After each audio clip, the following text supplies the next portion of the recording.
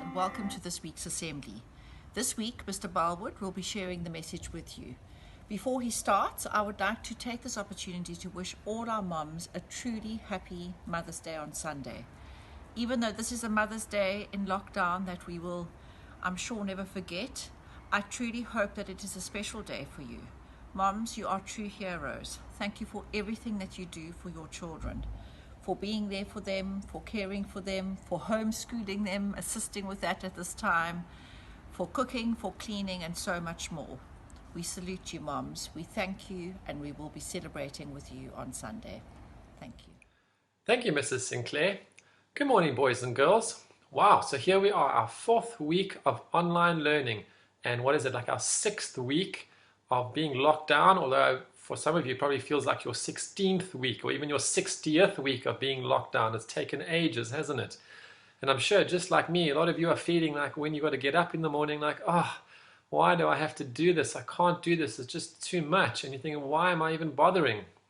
Well, it's important, boys and girls, that we get up and we continue with our lives and that we continue to make a difference. And that's what my assembly is about today, is about making a difference. And to do that, I'd like to share a short little story with you. And it's a story I'm sure you've probably heard before. It's called The Lion and the Mouse. And it was written a long, long time ago by a man called Aesop. This kind of story is called a fable. Now, a fable is a story where the main characters are all animals. And at the end of the story, there's a moral, or you learn a lesson from the story. So here we go.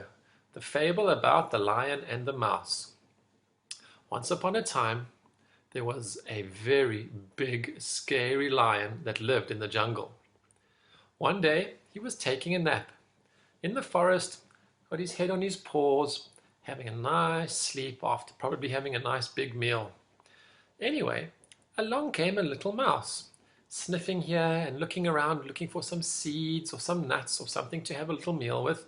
And because she wasn't paying attention, she accidentally bumped into the lion's paw and got such a big fright she jumped up and scuttled over his paw, waking up the lion. The lion woke up with a big fright and said, "Oh my goodness, who's doing this?" and saw the little mouse and slammed his big paw down on the mouse's tail and trapped that little mouse. And the little mouse got very, very, very scared and said, "Please, Mr. Lion, please don't eat me. Maybe one day I'll be able to do something for you in return. Please don't eat me." The lion cracked up laughing. "Ha, ha, ha, ha, ha. How is a little mouse like you ever going to make a difference to a big lion like me? You can't do anything to help me." And he thought that was the funniest thing ever. In fact, he thought it was so funny, he lifted his paw up and he let that little mouse go. And the mouse scrambled away very quickly. Anyway, a week or so later, there was a hunter in the forest, and he set a trap. And unfortunately, that big lion got caught in the big rope trap. And he was really, really angry, and he was roaring at the top of his voice, shouting, "Set me free! Set me free!" That little mouse heard the lion's voice and thought, "Ah, I know that voice, that's the big lion." And she went running across through the forest and found the lion caught up in the hunter's ropes. She stopped for a while and thought, "Hang on, I can do something here." And she crawled, or climbed up the rope, and using her sharp little teeth, she started to chew and to chew and to chew, and she cut her way, nibbled her way through the big rope, and eventually the lion was free. The mouse then said to the lion, "Sir, you see, you thought a little person like me couldn't make a difference. But look, I have just saved your life." So you see, boys and girls, the moral of the story is you don't need to be big or strong or even to be a grown-up to make a difference in somebody's life. Every single one of us has the power to make a difference in someone's life. In Hebrews 13, verse 16, there's a verse that goes like this. It says, "And don't forget to do good and share with those in need. These are the sacrifices that please God." If you are able to make a difference in someone's life, God would like to see you doing that. In a few minutes, I'm going to share a little slideshow with you with lots of ideas of how you can make a difference in the lives of the people in your homes.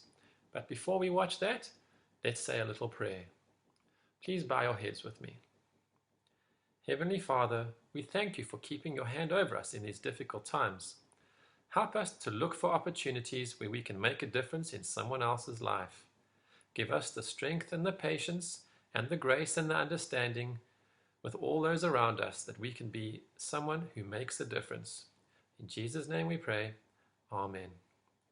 Well, here we go, boys and girls. Here is a little list of things that I could think of ways that you can make a difference in your homes.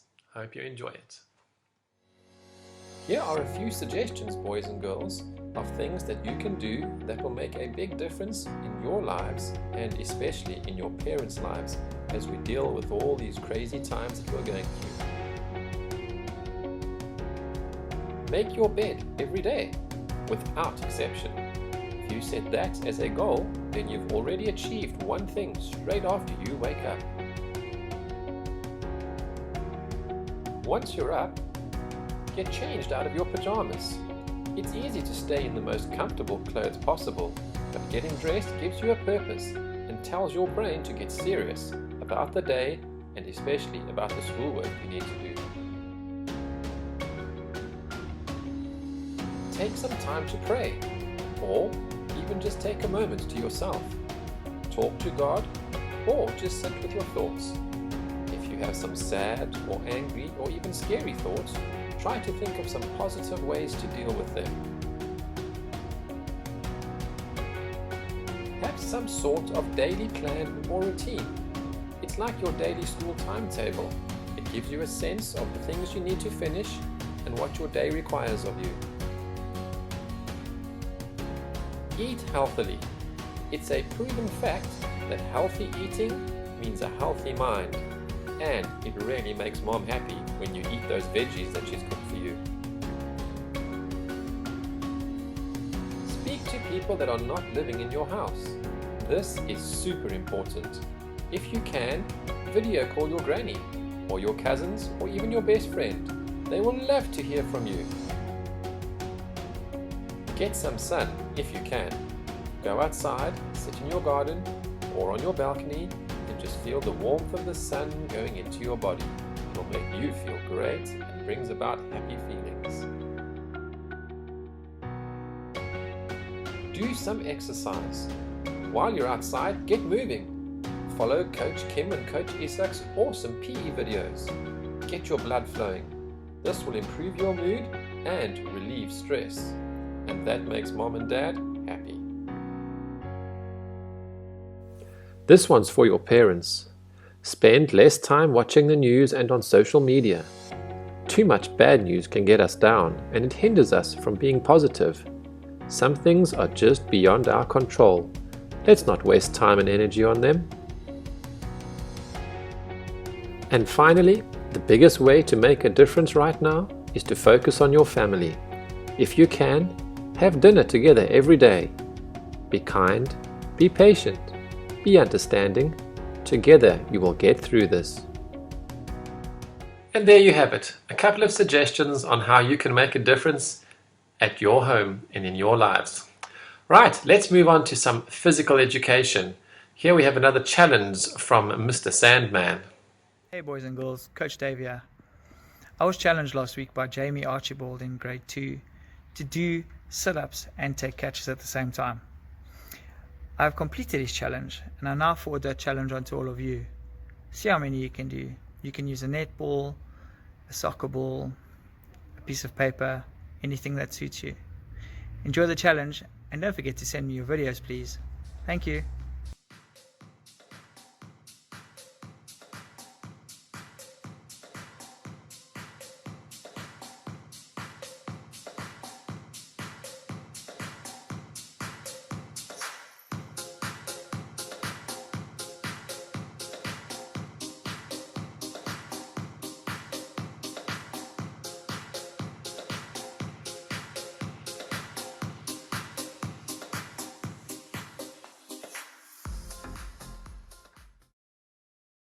Thanks, Mr. Sandman. Some great exercises for us to do there. Although, if I have to be honest, it did look like you were taking a bit of strain about halfway through there. Keep at it, Mr. Sandman. You can do this. Let's move on to something musical. We are now going to be entertained by one of Mr. Carr's students, Gina. Let's see what she has for us.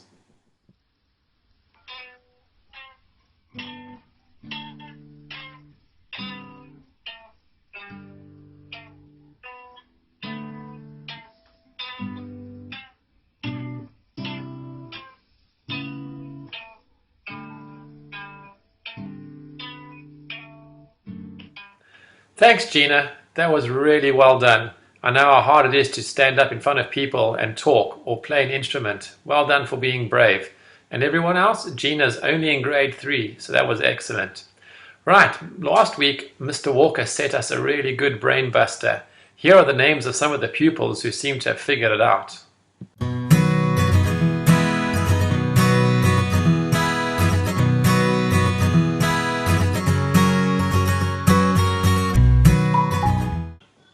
This week, Mrs. Blackbeard, the grade 1 teacher, has set a really good brain buster for us. Let's have a listen.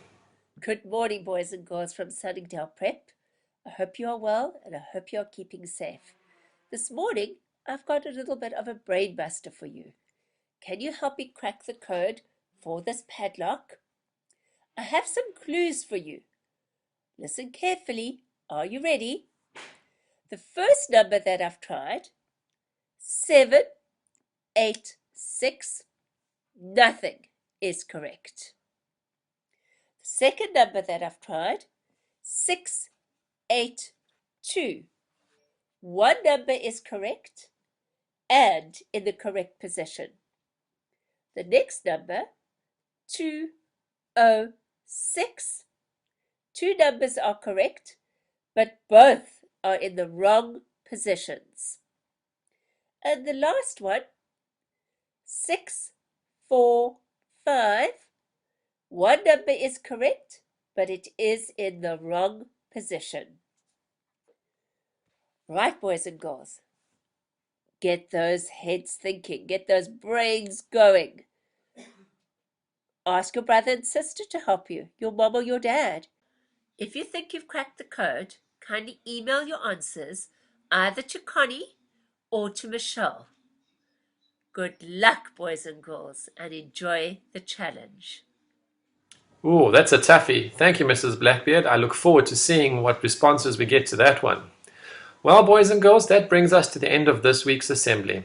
And remember, I do challenge you. How can you make a difference in someone else's life? What things can you do to change how other people are experiencing the lockdown in a positive way? As normal, we will now end our assembly with our school song.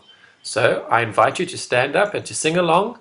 Stand up straight and be proud. Have a wonderful week, boys and girls.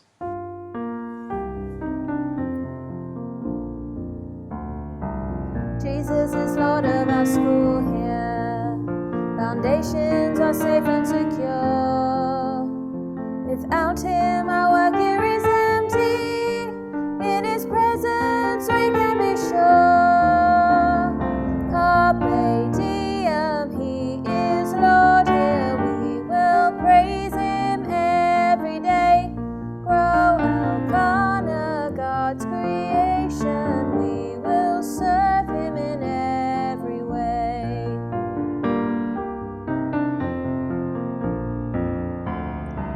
Now as we build and get stronger, we're tempted to move on our own. But when there is turmoil and trouble, we will then reap the seeds that we've sown.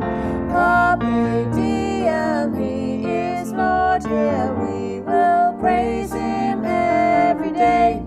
Grow Elkanah, God's creation. We will serve Him in every way.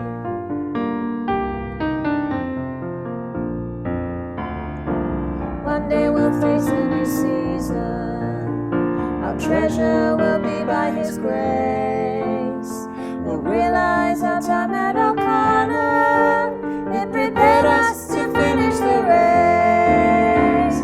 Carpe diem, He is Lord here. We will praise Him every day.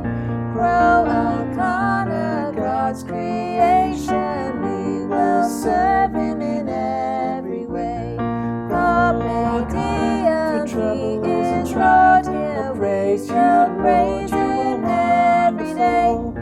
grow. Elkanah, God's creation, will praise you, serve you in every way.